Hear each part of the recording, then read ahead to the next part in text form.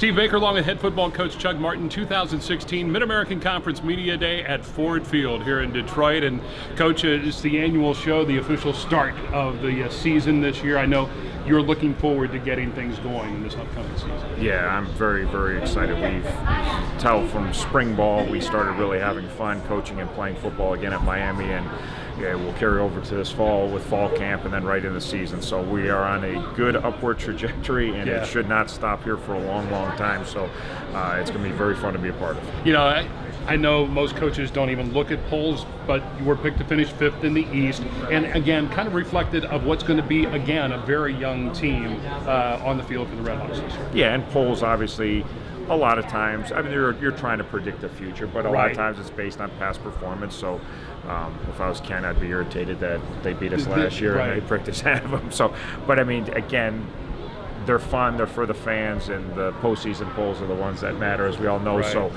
as coaches, we don't even, you can predict us 1st or 5th or 8th, it doesn't really matter to us. It's about what we do coming up these next 12 weeks. So I think it's fair where we're predicted. I think that's probably where we should be predicted, but I think we have a chance to be a lot better than that. Let's talk about this team coming in this year. Obviously, camp starts August 8th. You get things going. What are the immediate things that you want to accomplish in camp and getting guys going? Yeah, I just want to continue what we've been doing. We are in a great place right now. We had a great January, February, March leading up to spring.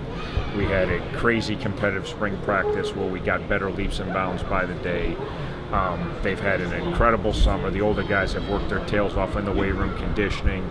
The freshmen got here and they're fitting in great. So we just want to continue, pick up where we left off. We're giving them a week off before camp, pick up right where we left off in our last conditioning session, and just keep getting better every day. So we are in a great place. Our kids are in a great mindset. We talked in January about no one's holding us back now. Like, that's kind of our theme for the year. Hey, no one's slowing us down. So just, if you want to be on this train, stay on this train and let's go full speed ahead. If you don't want to be on the train, that's fine. Get off the train. And we've created competition enough at positions that we can do that now. We don't have to, we don't have anybody else. We're just kind of, there's not competition. You can kind of be a little more complacent where we have good competition. Hey, if you don't want to do this at the level we're looking, then let's find somebody else to do it. Well, that was going to be my next point.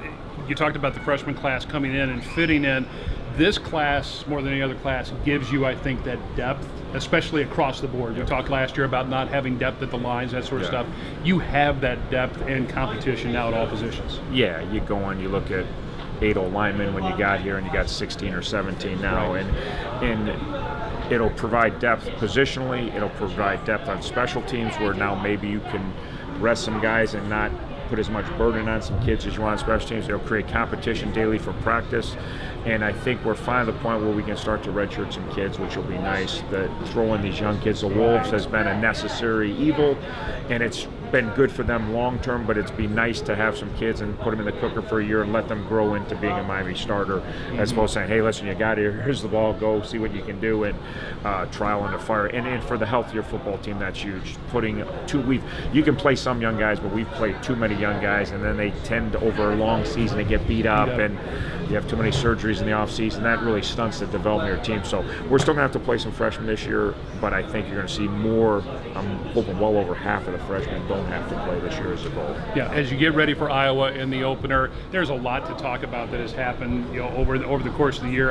Every day I go down, and I know you do too, and take a look at the Gunlock Center and see what's coming along there. The new uniforms, the new helmets. There's a lot, in addition to just the team to get excited about for this football season. Well, the infrastructure of Miami football has completely changed over the last 2 years. I mean, it's, you start with our facilities, and the indoor is old news, and it's a year old. Right. I mean, it's exactly. That's when you know you're making progress. Like, it's like, oh, the indoor, that's the old building, right? Because we've got the new building coming, and then everything we've done from recruiting to J-term to summertime to we looked at critically everything, and are we giving our kids the best, from scheduling classes to when we practice, when we get them off the field, and there's hundreds of things that with the support of Miami and Miami Athletics, we've been able to put our kids in position to have the best opportunity for success on and off the field, which is everybody's goal at Miami.